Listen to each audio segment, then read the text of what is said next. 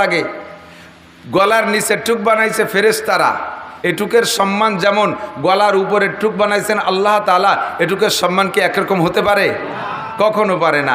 যেটুকের ভিতরে আল্লাহ পাক নিজে হাত দিয়েছেন সেটুকের মর্যাদা আল্লাহ একটু বেশি দিয়ে রেখেছেন।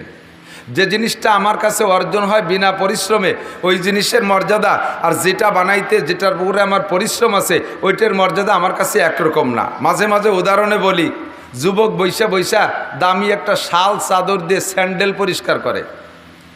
স্যান্ডেল জোড়ার বয়স 3.5 থেকে 4 বছর, তার মূল বডি নাই। মুসির দোকানে নিয়ে পাল্টাই নিয়ে সামলাই দিয়েই তার স্যান্ডেল হয়ে গেছে, সে আসল ফিগার নাই।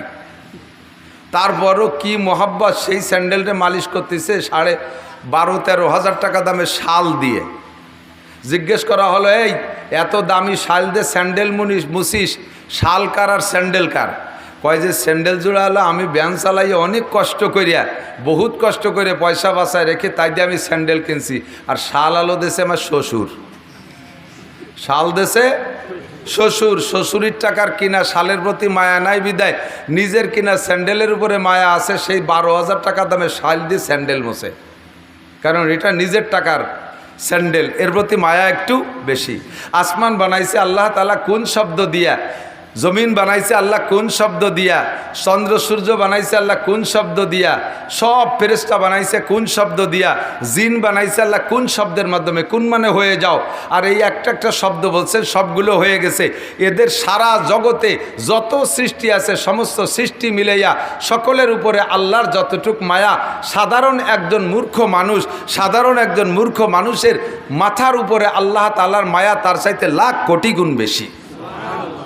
কারণ এইটুক বানাইছে আল্লাহ তাআলা নিজ হাত দিয়ে, যার উপরে আল্লাহর হাতের ছোঁয়া আছে তার উপরে আল্লাহর মায়া বেশি।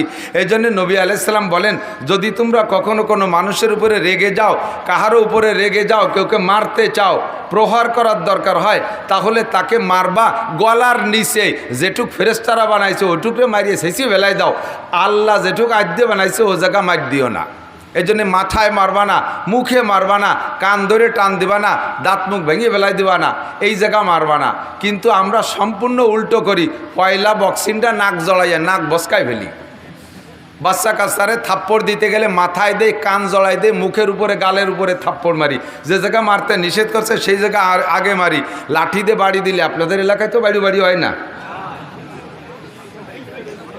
আন্তর্জাতিক খ্যাতি সম্পূর্ণ সালতানগর কান্দা, এ জায়গার মানুষ হেসাক ধরায় কাইজি হারে, মহিলারা ছাই উড়োয়। সুবহানাল্লাহ, কি বিল্লাহ, একটু নাউজুবিল্লাহ। তো পয়লা মাইকটা কোন জায়গা দেন আপনারা? মাথা ফেলাই দিতে পারলে আর এদিক ওদিক চাই না, কথা কোন ঠিক না? আল্লাহু আকবার। তো আদম আলাইহিস সালাতু ওয়াস সালামকে আল্লাহ বড় মোহাব্বতের সাথে, মানে উস্তাদ যারা আছেন, মাদ্রাসার শিক্ষক বা স্কুলের শিক্ষক যারা আছেন, তাদেরকে একটা সবক দিয়ে দেই, কথার ভিতর দিয়ে একটু মনে রাখবেন, পরে কথার দিকে যাচ্ছি, কষ্ট হচ্ছে না তো? উস্তাদরা মারতে গেলে কান ধরে টানিয়ে উঠে ছাত্রদেরকে, কানে মারবেন না। কানের সম্পর্ক ভিতরে ব্রেনের দিকে, মাথার কাঁধের পিছনের দিকে থাপ্পড় মারবেন না। বিজ্ঞানীদের কাছে শুনে দেখেন, মানুষের মগজের পাওয়ার থাকে মাথার পিছনের দিকে, ও জায়গা যদি থাপ্পড় দেয় তখন মাথা খারাপ হয়ে যায়।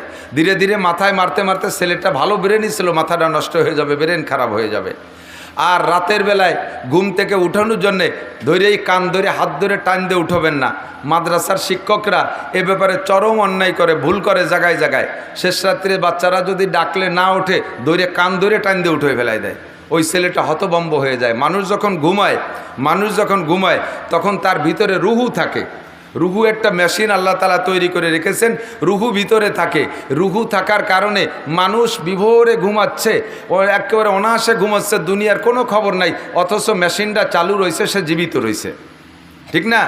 একজন মানুষের সাথে দুইটা জিনিস থাকলে মানুষটা মানুষও থাকে, আর সাথে মানুষটার হুঁশ জ্ঞানও থাকে।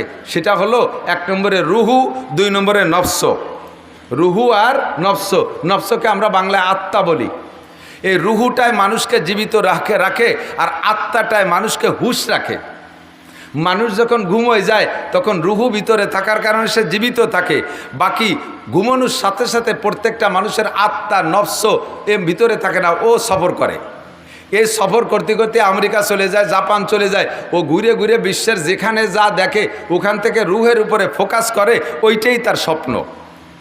ছেলেটা রইছে বিছানে ঘুমাইয়া, স্বপ্নে চলে গেছে আমেরিকা, জো বাইডেনের মাইয়ে বিয়ে করে ও জায়গা ঘর সংসার করে 4-5টা ছেলে মেয়ে হয়ে গেছে। লাইফ দিয়ে উঠে দেখে যে দাফা দাফি হতে হতে খেতা ছিঁড়ে ফেলাইছে।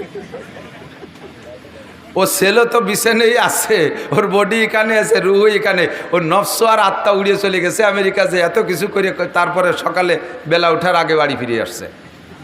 নফস যতক্ষণ পর্যন্ত রুহের সাথে সেট না হয় অতক্ষণ পর্যন্ত মানুষ হুশ হয় না। দেখবেন ছোট ছোট বাচ্চা যারা রাতের বেলা আপনারা উঠাইয়া পেশাব করেন না, ছোট বাচ্চাদেরকে উঠে বিছানে পেশাব করাবে, পেশাব করেন না, ওরে বাইরে নিয়ে ধরছেন, ওর রুহু আছে, রুহুর কাজ রুহুতে করছে, প্যান্ট খুলে দিয়েছেন, পেশাব করছে, এরপরে এনে শোয়াই দিয়েছেন। সকালবেলা জিজ্ঞেস করবেন যে তোরে যে উঠাইয়া ওই জায়গা পেশাব করাছে, তোর কি মনে আছে? কয় আমি কোনো সময় উঠি নেই। ও জানেই না, ওরা আত্মা এসে রুহের সাথে সেট হয়ে পারে নাই বিদায় রুহুর কাজ রুহুতে করছে, কিন্তু সে তা টের পায় নাই। এ কথা থেকে আমি বলতে চাই, বাচ্চারা যখন ঘুমায় তখন তাদেরকে ঘুম থেকে উঠানোর জন্য আচানক হাত ধরে টান দিয়ে উঠাবেন না, ঠ্যাং ধরে টান দিয়ে উঠাবেন না, কান ধরে টান দিয়ে উঠাবেন না, চুল ধরে টান দিয়ে উঠাবেন না।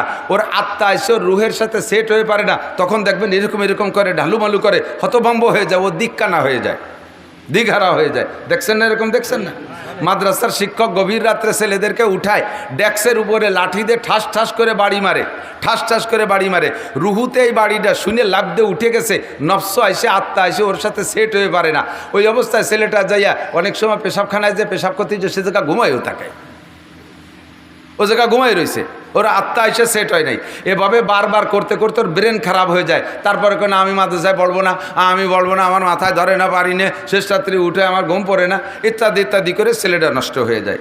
এ ছেলেদেরকে উঠানোর পদ্ধতি সিদ্দিকা আয়েশা রাদিয়াল্লাহু তাআলার হাদিস থেকে নিয়ে আসছি।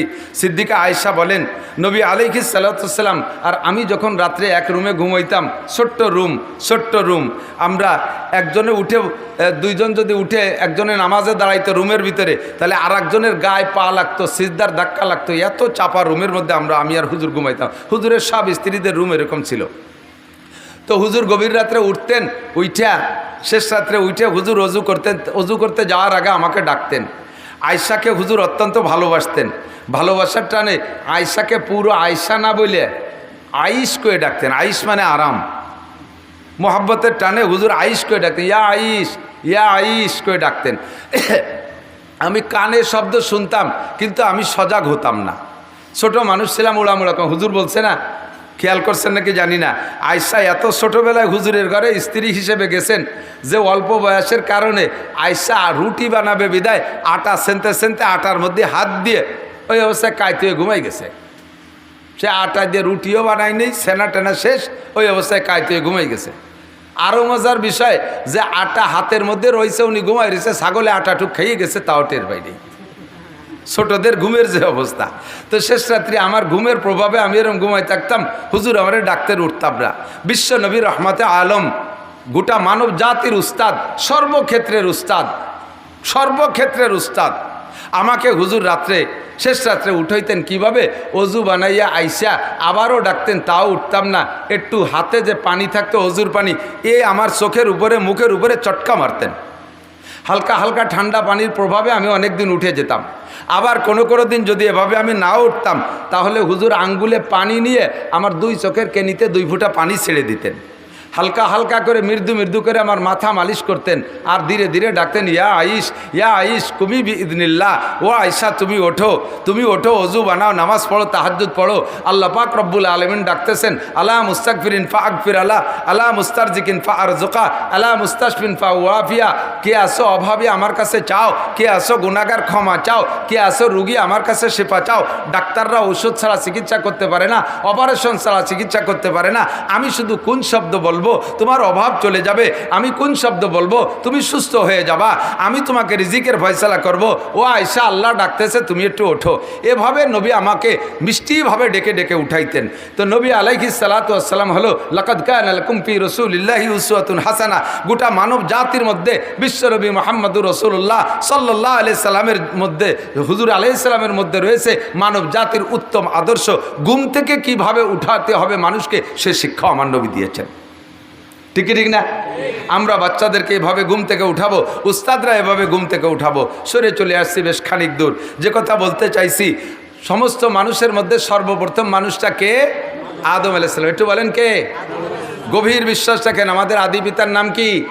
আদম আলাইহিস সালাম। ওনার আব্বা মানাই, ওনাকে আল্লাহ তাআলা নিজ হাতে বড় মহব্বতের সাথে বানাইছে, গলার উপরটুক মহব্বতের সাথে বানাইছে, যার কারণে গলার উপরের টুকের সাথে যে কেমন আচরণ করতে হবে তার দুইটা কথা আমি বললাম। এবার উনি ঘুমিয়ে আছেন জান্নাতের ভিতরে, জান্নাতের মধ্যে ঘুমিয়ে রয়েছে। ঘুমানোর আগে তো একা একা, কিছুক্ষণ একা একা, একা একা জীবিত মানুষটা ঘুরতেছে, ফেরেশতারা ফেরেশতাদের কায়দায়, হুররা হুরদের কায়দায়, তারপরে গেলমানরা গেলমানদের কায়দায়, প্রত্যেকে যার যার কায়দায় সেই ঘোরাফেরা করতেছে। ওনার সাথে তেমন কেউ কোনো সম্পর্ক করে না, মানুষের সাথেই না মানুষের সম্পর্ক। কথা বলেন ঠিক না? মানুষ ছাড়া অন্য প্রাণীর সাথে আপনার যত ভালোবাসা হোক, তার সাথে কি কোনো সামাজিকতা চলে? কিছুই চলে না। একা একা ভালো লাগতেছে না, এই ভালো না লাগার ভিতর দিয়ে উনি ঘুমিয়ে গেছে। দুপুরবেলা ঘুমাই গেছে, ঘুমের পরে আসরের আগে ঘুম থেকে উঠছে, টাইম হিসেবে জান্নাতের টাইম হিসেবে আসরের আগে ঘুমের থেকে উঠে দেখে বাম পাশে একটা মানুষ বসা, বাম পাশে একটা মানুষ বসা। মানুষটাকে আল্লাহ তাআলা এমন রূপসী বানাইছে, মানুষটা মহিলা, এই মহিলাটাকে আল্লাহ এমন রূপসী বানাইছে, আদম আলাইহিস সালাম উঠেই দেখে ফার্স্ট নজরে তার প্রতি মহব্বত তৈরি হয়ে গেছে, তার দিকে নজর চলে গেছে, বিশেষ বিশেষ কিছু অঙ্গের দিকে খাস নজর চলে যাচ্ছে, সেদিকে আকৃষ্ট হয়ে যাচ্ছে। আর মনের থেকে কেমন যেন টান আসছে যে তার সাথে একটু সাক্ষাৎ করি, তার গায়ে একটু হাত দেই, তার হাতটা একটু ধরি, এমন একটা আকর্ষণ তৈরি হয়ে উনি সেদিকে অগ্রসর হচ্ছেন। আল্লাহ পাক রব্বুল আলামিন জিবরিল আলাইহিস সালামকে পাঠায় দিয়েছে, জিবরাইল তুমি যে আদমকে বলো ওইটা তোমার ব্যবহার সামগ্রী, ওইটা তোমার বড় মহব্বতের, ওইটা তোমার চিরসঙ্গিনী, তবে তার সাথে তোমার শারীরিক দৈহিক সম্পর্ক করতে হলে তার একটা হক আছে, এই হকটা আদায় করতে হবে। বলেন জিবরিল আলাইহিস সালামকে পাঠাইছে, জিবরাইল যে আদম আলাইহিস সালামকে বলছেন এইটা তোমার ব্যবহারের জন্যই আল্লাহ তাআলা সৃষ্টি করেছে, তবে তার হক আছে, ওই হকটা আদায় না করা পর্যন্ত তার গায়ে হাত দেবা না। কয় তার কি হক? কয় তার ইজ্জতের একটা হক আছে, তার শরীরের একটা হক আছে, সেই হকটা আদায় করবা। কয় হক কি? কয় যে এই হক আদায় করতে হবে তোমাকে 10 বার বিশ্ব নবী মুহাম্মদুর রাসূলুল্লাহ সাল্লাল্লাহু আলাইহি ওয়াসাল্লাম লাউলাহুমা খালাকাল আফলাকা খালিকুহা লাউলাহুমা খারাজাল ইনসানু মিন আদামি, যেই নবীটাকে না বানাইলে, যেই নবীকে বানানোর সিদ্ধান্ত আল্লাহ না নিলে তুমি আদমকে আল্লাহ বানাইতো না, তুমি আদমকে আল্লাহ তাআলা বানাইতেন না। সেই নবী মুহাম্মদুর রাসূলুল্লাহ সাল্লাল্লাহু আলাইহি ওয়াসাল্লাম তার নামে তুমি 10 বার দুরূদ শরীফ পড়লে এই মহিলার দেনমোহরের হক আদায় হয়ে যাবে। আদম আলাইহিস সালাতু ওয়াস সালাম 10 বার দুরূদ শরীফ পড়লেন, হযরত হাওয়া আলাইহিস সালামের দেনমোহরে, জান্নাতের মধ্যে তো টাকা পয়সার লেনদেনের দরকার নেই, 10 বার দেনমোহর দুরূদ শরীফ পড়ছেন আর দেনমোহর আদায় হয়ে গেছে। এরপরে তার সাথে তো স্বাভাবিক হয়ে গেলেন। এই মহিলাটাকে বানাইলেন কার থেকে? আদম আলাইহিস সালাম। হাওয়া আলাইহিস সালামের বাপও না, হাওয়া আলাইহিস সালামের মাও নাই, বানাইছেন কোন জায়গা? কুরআন শরীফে আছে মিন জিলাহিল আইসার, বাম পাশের হাড্ডি থেকে। আপনার বাম পাজোড়ে হাড় আছে না? কিসসা বহুত শুনেছেন, এসে গেছে একটু বলে যাচ্ছি। আপনার দুই পাশের হাড় আছে দেখবেন রিক্সার ছটার মতো, আছে না এরকম? জীবনে তো গুনিয়ে দেওয়ার সুযোগ পাই নাই, মোটা যারা তারা তো হাতেই নাগল পায় না, আমার মতো শূন্য মানুষ আমি টের পাই, হাত দিলে চটাগুলো হাতে বাঁধে। তো ডাইন পাশের চাইতে বাম পাশে একখান চটা কম আছে, ওই একখান চটা খুলে নিয়ে হাওয়া আলাইহিস সালামকে বানাইছে। আল্লাহু আকবার। ওই চটাখানো জেন্দা না, ওই চটাখানো মরা। চটাখান কি? আদম আলাইহিস সালামরে বানাইছে আগুন পানি মাটি বাতাস দিয়ে, 4টে পদার্থে মরা, মরা থেকে আদম আলাইহিস সালামকে বানাইছে। আর সেই মরার ভিতরের একটা হাড়ও মরা, সেই মরা হাড়ের থেকে আদম হাওয়া আলাইহিস সালামকে বানাইছে এবং বাম পাশের থেকে নিয়ে বানাইছে। শরীরের অঙ্গ থেকে বানানোর কারণে আমার অঙ্গের প্রতি যেমন আমার একটা মহব্বত আর ভালোবাসা আছে, আর একজনের অঙ্গের প্রতি এই ভালোবাসাটা আমার হয় না। আপনার হাত কেটে গেলে আমার কিচ্ছু আসে যায় না, আমার শরীরে একটু চামড়া খুলে গেলে আমার খুব কষ্ট হয়। এই জন্য শরীরের অঙ্গ থেকে বানাইছে যাতে স্বামী স্ত্রী দুইজনের ভিতরে আঙ্গিক সম্পর্কের মতো মহব্বত আর ভালোবাসা পয়দা হয়। এরপরে সেখান থেকে আল্লাহ পাক রব্বুল আলামিন বলেন মিন নাফসিন ওয়াহিদাতিন ওয়া খালাকা মিনহা যাওজাহা ওয়া বাত্তা মিনহুমা রিজালান কাসীরা ওয়া নিসা। এখান থেকে শুরু হয়ে গেল প্রোডাকশন। কি পরিমাণ বানাইছেন আল্লাহ! সেই আদম থেকে নিয়ে পর্যন্ত কত মানুষ চলে গেছে, এর সংখ্যা কাহারও কোনো বিশ্বকোষে লেখা নাই কত মানুষ দুনিয়ার থেকে চলে গেছে। আবার এখনও 800 কোটি মানুষ দুনিয়ায় আছে, আবার কত কোটি মানুষ দুনিয়ায় আসবে তার ঠিক নাই। আমরা মনে মনে ভাবি যে দুনিয়া মনে আর বেশি দিন থাকতেছে না, অল্প দিন পরে কিয়ামতে ধ্বংস হয়ে যাবে, তাও দেরি আছে। একেবারে কোরআন শরীফ শুয়ে আমি 100 বার কসম খেয়ে বলতে পারি, এখানে যারা বসা আছেন ছোট থেকে ছোট, বুড়ো থেকে বুড়ো, আমরা এই কয়জন আসল যে কিয়ামত, এই কিয়ামত আমরা দেখব না ইনশাআল্লাহ। অবশ্যই দেখব না, আমাদের সামনে কিয়ামত হবে না। কারণ কিয়ামত হওয়ার আগে যে সমস্ত কিস্সা কাহিনী সব বাকি রয়ে গেছে, বড় বড় 10টা ঘটনা বাকি রয়ে গেছে। এই সব ঘটনা ঘটে যাওয়ার পরে পূর্ব আকাশ থেকে পশ্চিম আকাশ থেকে সূর্য উদয় হবে, মাঝ আকাশ পর্যন্ত আসবে, আবার ওই সূর্যটা পশ্চিম আকাশে অস্ত যাবে। বলা হয় সেই সূর্য ব্যাক করারও 120 বছর পরে কিয়ামত হবে। ওইটাও নির্দিষ্ট না, আনুমানিক 120 বছর পরে। আর এই জায়গা যারা বসা আছি 120 বছর আর সামনে বাঁচবো কোনো জানা আছে? কোনো গ্যারান্টি আছে? আরে আজকেই মরে যেতে পারি, কথা বলুন ঠিক ঠিক না? আর যারা ছোট থেকে ছোট 5-6 বছরের পোলা বানাইছে বসছে, অবশ্যই তার 120 বছরের জামানায় হায়াত পাবে না। কাজে আমি গ্যারান্টি দিয়ে বলতে পারি ওই কিয়ামত আমরা দেখব না। ও দোস্ত, এই কিয়ামত পর্যন্ত কোটি কোটি মানুষ হবে, সব মানুষের গোড়া একটা মানুষ, আদম আলাইহিস সালাতু ওয়াস সালাম। ওই মানুষটা কলেজে পড়ে না, ওই মানুষটা বিশ্ববিদ্যালয়ে পড়ে না, ওই মানুষটা কোনো মাদ্রাসায় পড়ে না, দুনিয়ার কোনো মাদ্রাসায় পড়ে না, ওই মানুষটা কোনো দুনিয়ার সাধারণ মানুষ না। আল্লাহ পাক রব্বুল আলামিন সৃষ্টি করে গোটা মানব জাতির রূহকে এক জায়গা করে আদম আলাইহিস সালামকে বাছাই করে উনাকে নবুয়তি শিক্ষা দিয়া, আসমানি কিতাব শিক্ষা দিয়া, 104খানা আসমানি কিতাবের এলেম শিক্ষা দিয়া আল্লাহ তাআলা তাকে দুনিয়ায় পাঠিয়েছেন। বলি না সুবহানাল্লাহ। আমাদের আব্বাজির নাম আদম আলাইহিস সালাম। বলেন আব্বাজির নাম কি? আদম আলাইহিস সালাম। বান্দর আমাদের আব্বা না, ঠিক কি ঠিক না? বান্দর আমাদের আব্বা না। তো আমাদের আব্বা যে আদম আলাইহিস সালাতু ওয়াস সালাম থেকে শুরু হইয়া সর্বশেষ মানুষটা বিশ্বনবী মুহাম্মদুর রাসূলুল্লাহ, নবুয়তি সিরিয়ালে শেষ নবী মুহাম্মদুর রাসূলুল্লাহ। মুহাম্মদুর রাসূলুল্লাহর পরে আর কোন নবী আসবে? জোর হলো না? নগরকান্দার থেকে শুরু হইতে হবে, সালতার থেকে শুরু হইতে হবে। ইনশাআল্লাহ এই এলাকায় কোনো কাদিয়ানি ফিতনা থাকতে পারবে না, পারবে না। সমন্বয়ের বাংলাদেশ চলতেছে, সংশোধনের বাংলাদেশ চলতেছে, সংস্কারের বাংলাদেশ চলতেছে। বর্তমান সরকারের উপদেষ্টা মণ্ডলী যারা, তারা বিভিন্ন সেক্টরে সংস্করণ করতেছে। যেখানে যে ত্রুটি বিগতওয়ালারা করে রেখে গেছে, যে বিগতওয়ালারা করে রেখে গেছে সংবিধানের ভুল, সবগুলোকে সংস্করণ করে সাইজ করতেছে। কাজেই এই মুহূর্তে সংখ্যাগরিষ্ঠ মুসলিম কান্ট্রি বাংলাদেশের লক্ষ কোটি জনতার পক্ষ থেকে মাননীয় প্রধান উপদেষ্টার কাছে এবং উপদেষ্টা মণ্ডলীদের কাছে আমাদের মনে প্রাণের একটা প্রস্তাব, একটা দাবি, আপনারা সংস্করণ করবেন। বাংলাদেশে থাকবে বহুজাতিক মানুষের বাংলাদেশ। এর ভিতরে মুসলমান থাকবে, হিন্দুরা থাকবে, খ্রিস্টানরা থাকবে, বুদ্ধরা থাকবে, কাফেরও থাকবে, ইহুদি থাকবে, নাসারা থাকবে, সবাই থাকবে, কাদিয়ানিরাও থাকবে, সবাই থাকবে। তবে যার যার নিজ নিজ ব্যানারে পরিচয় দিয়ে থাকবে। কথা বলুন ঠিক ঠিক না? মুসলমানের ব্যানারে থাকবে, মুসলমানের ব্যানারে কোনো অমুসলমান থাকতে পারবে না। কাদিয়ানি গ্রুপ এরা নিজেদের পরিচয় দেয় হয় আহমাদি মুসলিম জামাত। আপনারা জানেন কি জানেন না জানি না, তাদের নবী দাবি করে তারা গুলাম আহমদ কাদিয়ানিকে। ও কি সত্য না মিথ্যা? ও মোমেন না কাফের? আমার নবীর এগেনস্টে, আমার আল্লাহর এগেনস্টে যদি কেউ খুদাই দাবি করে সেও যেমন কাফের। আমার নবীর এগেনস্টে আরেকজন যদি নবী দাবি করে সেও কাফের। আর তাকে যারা নবী মানবে তারাও কাফের। আর এই কাদিয়ানিকে যারা কাফের বলতে লজ্জা পাবে, কাফের বলতে ভয় পাবে, কাফের স্বীকৃতি দিতে এলোমেলো করবে, তারাও কাফের। তাদেরকে কাফের বলার স্লোগানের সময় যারা মুখ বন্ধ করে রাখবে তাদেরও ইমানের মধ্যে ত্রুটি আছে। বিগত সরকার, বিএনপি সরকারের কাছেও দাবি জানাইতাম আমরা, আমলিগ সরকারের কাছেও দাবি জানাইছি, কাদিয়ানিদেরকে বাংলাদেশে বসবাস করবে না তা না, তাদের থাকতে নিষেধ করি না, তারা থাকবে। তবে তাদের কাফের ব্যানারের অধীনে থাকবে, তারা মুসলিম জামাতের অধীনে থাকতে পারবে। যেহেতু সংস্কারের যুগ চলতেছে, মিডিয়ার মাধ্যমে পাঠায় দেব সংস্করণ। যারা আছেন উপদেষ্টা মণ্ডলী, এখানে আপনারা সংস্করণ করবেন। বাংলাদেশে কোনো কাদিয়ানি মুসলমানের নামে থাকতে পারবে না, তারা কাফের নামে থাকবে, তাদেরকে কাফের ঘোষণা দিতে হবে। কথা বলুন ঠিক ঠিক না?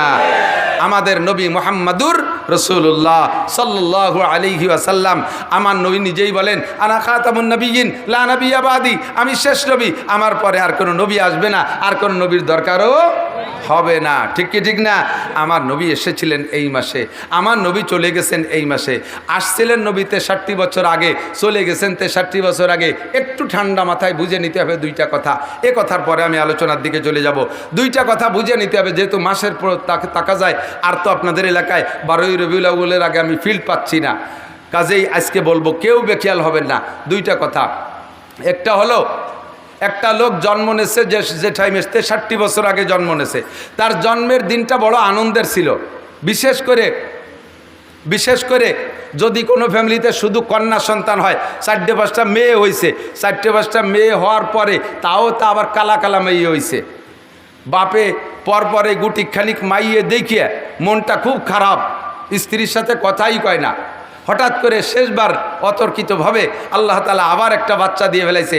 এই বাচ্চাটা পুত্র সন্তান, এই বাচ্চাটা পুত্র সন্তান, চেহারাটা একেবারে উজ্জ্বল চাঁদের মতো ফুটফুটে। এই 6টা মাইয়ে যে আগে কালা হয়েছে তাদের পর যে অসন্তুষ্ট ছিল সব মুছে যাবে, সব ধুয়ে যাবে একটা নেককার এরকম সুদর্শন পুত্র সন্তান দেখে, ঠিক না? কত খুশি, সে খুশি, তার বউ খুশি, পুরো তার বোনগুলো, তা কী বলা হয়, সে বাচ্চাটার বোনরা খুশি, বাড়ির সবাই খুশি। এই তার জন্মদিনে একটা মহা আনন্দ হয়েছে। তারপরের থেকে নিয়ে প্রত্যেক বছর তার জন্মদিন উপলক্ষে একটা কেক কাটাকাটিও বাঙালিরা করে থাকে। এটা যদিও কুপ্রথা, একটা আনন্দ করে থাকে। এভাবে চলছে তার জীবন ভরে।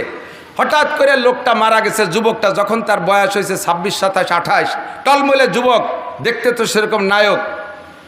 গ্যাঞ্জাম ফাসাদ, গন্ডগোল ফাসাদের ভিতরে যুবকটা মারা গেছে। বলেন তো, তার এই 28 বছর পর্যন্ত তার মা বাপ যে পরিমাণ আনন্দ পেয়েছিল, স্বাদ পেয়েছিল, উপভোগ করেছে আনন্দ, তার এই 27-28 বছরের সমস্ত আনন্দ আজকে ছেলেটা ওই যৌবনকালে, ভরা যৌবনের ছেলেটা মারা গেলে তার সারা জীবনের সমস্ত আনন্দকে শেষ করে দিছে না? বাকি জীবনে ওই আব্বা মা আর যতদিন বেঁচে থাকবে ওই ছেলেটার জন্মদিন উপলক্ষে কি আর কেক কাটবে, নাকি মৃত্যুদিন উপলক্ষে তার শোক পালন করবে? মৃত্যুদিন উপলক্ষে তার শোক পালন করবে। তার জন্মদিনের আনন্দ শেষ হয়ে গেছে, ঠিক কি ঠিক না? আমার নবী, আপনার নবী, বিশ্ব নবী মুহাম্মদুর রাসূলুল্লাহ জন্ম নিয়েছিলেন ধরে নিলাম 12ই রবিউল আউয়াল।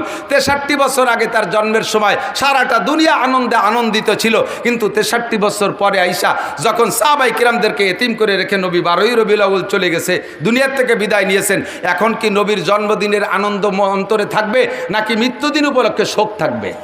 মৃত্যুদিন উপলক্ষে শোক থাকবে, ঠিকই ঠিক না? 12ই রবিউল আউয়াল কাজেই সমস্ত মুসলমানদের আনন্দের দিন নয়, আনন্দের দিন চলে গেছে আগে, এটা আমাদের শোকের দিন। শোকের দিনটা আমরা শোক পালন করব। সেই শোকের পরিবর্তে ইহুদ নাসারারা কুচক্র করে আমাদের ভিতরে সেই দিনটাকে 12ই রবিউল আউয়াল এক শ্রেণী মানুষের মাধ্যমে নবীর জন্মদিবস উপলক্ষ তৈরি করে আমাদের শোককে অন্তর থেকে দূর করে দিয়ে সেটাকে আনন্দ উদযাপন করায়, ঈদে মিলাদুন্নবী হিসেবে আমাদেরকে দিয়ে উদযাপন করায়। এটা আমাদের নবীর সাথে বেয়াদবি ছাড়া আর কিছুই না। কাজেই 12ই রবিউল আউয়াল সামনে আসলে আমরা এই দিন দুরুদ পড়ব, বেশি নবীর শানে দুরুদ ও সালাম পড়ব, আমরা সোয়াব রেসানি করব, ঠিক আছে না ইনশাআল্লাহ? ও দিনটা আমাদের আনন্দের দিন না, যুবকরা, ও দিনটা আমাদের শোকের দিন। তোমরা যারা যুব সমাজ আছো, যুব সমাজ বিভিন্ন প্রোগ্রাম করবা, এই দিনটা তোমরা নবী আলাইহিস সালাতু ওয়াস সালামের শানে শোক দিবস পালন করবা, এই দিনটা তোমরা ইবাদত বন্দেগীর মধ্যে কাটানোর চেষ্টা করবা। এলাকার জনগণকে নিয়ে আমার নবী মুহাম্মদুর রাসূলুল্লাহ এ মাসে চলে গিয়ে আমাদেরকে শোকাক্রান্ত করেছেন। সেই মাসে আমরা একটা ধর্মীয় আলোচনা নিয়ে বসছি। এখন বাংলাদেশে যে অবস্থা, প্রেক্ষাপটটা সকলেই জানতেছেন। আমরা এক ধরনের আনন্দ উপলব্ধি করতেছি, সেটা হলো বিশেষ করে ওলামা ইকরামের দিক তাকান।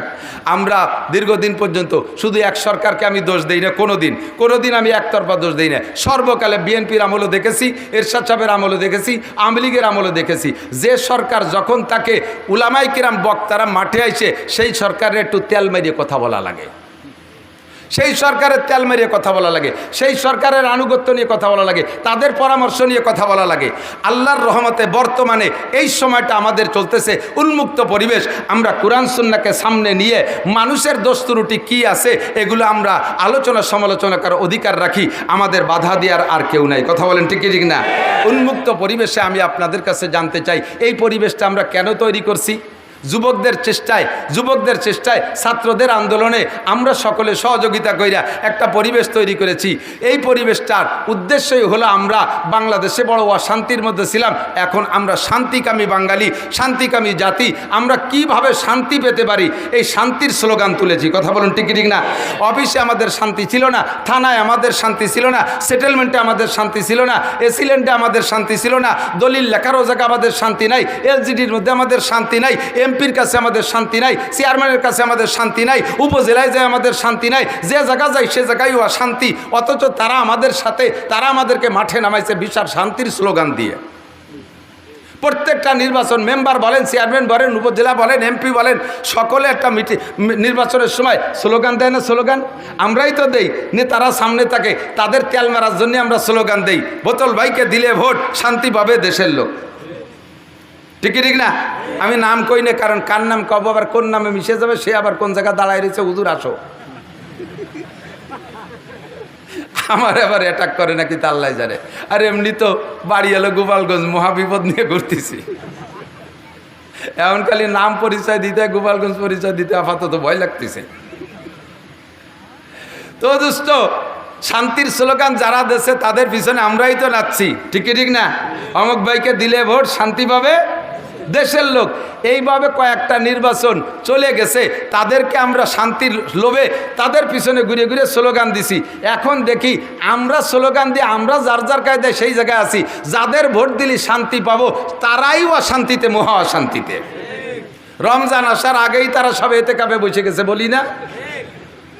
সেই সমস্ত বাঘা বাঘা নেতাকে যদি বলতো, ইমাম সাহেব, মসজিদের ইমাম সাহেব, রমজান মাসে স্যার এবার তো রমজানে এতেকাফ করার লোক পাচ্ছি না, আপনি মন্ত্রী মহোদয় একটু এতেকাফে বসেন 10 দিন, আপনি উপজেলা চেয়ারম্যান একটু 10 দিনের জন্য এতেকাফে বসেন, আপনি ইউনিয়ন চেয়ারম্যান যদি 10 দিনের জন্য একটু এতেকাফে বসেন, এতেকাফের কেউরে পাচ্ছি না, এটা সুন্নাতে মুআক্কাদা কিফায়া, যদি ছুটে যায় তাহলে তো সবাই গুনাহগার হব, আপনি গণপ্রতিনিধি, জনপ্রতিনিধি, নেতা, এটা আপনার উপরে দায়িত্ব, আগে এতেকাফে বসেন। তাহলে এই কথা বলার সাথে সাথে ইমাম সাহেবের চাকরি থাকবে না। ইমাম সাহেব ননসেন্স, তোমার কোনো কমন সেন্স নেই, তুমি আমাকে বলো এতেকাফ করতে, আমি যদি 10 দিন মসজিদে এতেকাফে বসে থাকি তাহলে আমার উম্মতের কি উপায় হবে? আমি একটা ওয়ার্ড মেম্বার, এই রমজান মাসে তাদের ত্রাণ দিতে হবে, তাদের ভিজিএ কার্ড দিতে হবে, আমি ইউনিয়ন চেয়ারম্যান, উম্মতের কত চিন্তা আমার মাথায়, আমি উপজেলার চেয়ারম্যান, গোটা উপজেলার দায়িত্ব আমার কাছে, আমি এমপি, আমার সিটের দায়িত্ব, আমি মন্ত্রী, মন্ত্রণালয়ের দায়িত্ব, আমারে তুমি এতেকাফে বসা দিতে চাও, এটা মোল্লা মুন্সিকে কাম, কিছু ওয়াকেজো, কিছু আথাল কুড়িয়ে বুড়ো, আতাল কুড়িয়ে বুঝো, বুড়ো বুঝো, গরু যেগুলো হাল চাষ করতে পারে তারা তো সক্রিয় গরু, আর কিছু গরু থাকে বেশ বেশ বয়স হয়ে গেছে, ওগুলো আতালে বান্ধা থাকে, কোনো কাম কাজ করে না, ওকে আতাল কুড়িয়ে। প্রায় বাড়ি বাড়ি 2-1টা বুড়ো মানুষ আতাল কুড়িয়েছে, এতেকাফ করবে তারা, তুমি আমি মন্ত্রীকে বলো কেন? আল্লাহ পাক রব্বুল আলামিন বলেন, হে মন্ত্রীরা, হে উপজেলা চেয়ারম্যানরা, এমপি মহোদয়, যদি রমজানের 10টা দিন এতেকাফ করতি, বছরে একটা চিল্লে যদি আল্লাহর রাস্তায় দিতি, তাহলে রমজান আসার আগে ওয়াসমা তোদেরকে ওই জেলখানার এতেকাফে বসাই দিতাম না। কথা বলেন ঠিক ঠিক না? তোমাদেরকে ভোট দিয়েছে জনগণ, তোমাদের পিছনে নাচছে জনগণ শান্তির লোভে, আজকে তোমরাই অশান্তিতে। এবং কত বড় অশান্তি, আমি মাঝে মাঝে বলে থাকি, 8টা জান্নাতের ভিতরে শ্রেষ্ঠ জান্নাত ফেরদাউস। শ্রেষ্ঠ জান্নাত কি? ফেরদাউস। 7টা দোজকের মধ্যে শ্রেষ্ঠ দোজক ওয়াইল। শ্রেষ্ঠ দোজক কি? সবচাইতে কঠিন দোজকের নাম ওয়াইল। এই ওয়াইল শ্রেষ্ঠ দোজক আর ফেরদাউস শ্রেষ্ঠ জান্নাত, এই দুইটাতে যাবে কারা? এই ওয়াইল দোজক আর ফেরদাউস জান্নাতের বাসিন্দা কারা হবে? কয় শ্রেষ্ঠ নবী মুহাম্মদুর রাসূলুল্লাহ সাল্লাল্লাহু আলাইহি সাল্লামের উম্মত জান্নাতুল ফেরদাউসে যাবে, অন্য কোন নবীর উম্মত ফেরদাউস জান্নাতে যাবে না। আর উম্মতে মুহাম্মাদি ওয়াইল দোজকে যাবে, অন্য কোন নবীর উম্মত ওয়াইল দোজকে যাবে না। কারণ যারা শান্তিরও সবচাইতে শ্রেষ্ঠ শান্তির দাবিদার অধিকারী হবে, যাদের নামে বরাদ্দ আছে শ্রেষ্ঠ জান্নাত, শ্রেষ্ঠ শান্তি, সেই জাতি যাবে শ্রেষ্ঠ জাহান্নামে। সাধারণ কয়েদি যারা আছেন, আপনারা এলাকায় একটু কিলে মারামারি ঘুষোঘুষি করে টেরে একটু কেসে পড়ে জেলখানা যান, আপনাকে জেলখানা হলো বাড়ির দ্বারে ফরিদপুর। আপনারা সুখ শান্তি এই সমস্ত সালতা নগরকান্দার বাজার দিয়ে, আর আপনাদের জেলখানা ফরিদপুরের জেলখানা। আর যারা সোনারগাঁও হোটেল আর সিরাটন আর বিদেশে বড় বড় দামি দামি হোটেলে আরাম করে আসে, বিদেশি হুর গেলমান নিয়ে, আল্লাহ তাদের জন্য জাহান্নাম জেলখানা রাখছে, সেই রকম সবচাইতে কঠিন সেলের ভিতরে তাদেরকে রাখা হয়। কথা বলেন ঠিক ঠিক না? শান্তি সব শেষ হয়ে গেছে তাদের। এই জন্য আমরা আর মানুষের পিছনে শান্তির স্লোগান দিতে রাজি না। মুগ্ধে বলেন, শান্তির স্লোগান মানুষের পিছনে দিতে রাজি না। যাদের পিছনে শান্তির স্লোগান দিছি তারা নিজেরাই অশান্তিতে, এবং গোটা বাংলাদেশকে অশান্তির আগুনের ভিতরে ফেলাই দিয়ে গেছে। ঠিক কি ঠিক না? যে দল বলেন না কেন, এ দল ও দল সে দল, এপিট ওপিট সব পিট, কোন চাষিবা কম সালুন খার জম। আমাকে ওই দেশে ওই পাশের বাংলায় কয়, কোন চাষিবা জম কম সালুন খার জম। সব চাষিরে চিনি, সালুন খারজম সব চাষি। কাজেই আর আমরা অশান্তির দিকে পা বাড়বো না। আমার আল্লাহ যেখানে শান্তির কথা বলেছে, শান্তি সেখানেই আছে। ঠিক কি ঠিক না? শান্তির পরিচয় কার হাতে? শান্তি দিতে পারে কে? আল্লাহ পাক শান্তি দিতে পারে। মানুষের শান্তি দিতে পারে কোটি কোটি টাকার মালিক। দেখেন কত বড় বেইজ্জতি, অপমানী। দাড়ি কয়টা বুড়োকালে চাইছিয়া সাধারণ একটা 150 টাকা দামের লুঙ্গি ভরিয়া একখান বাড়াইটে নৌকোয় কোনাকুনি কোন জায়গা যেন যাচ্ছিল।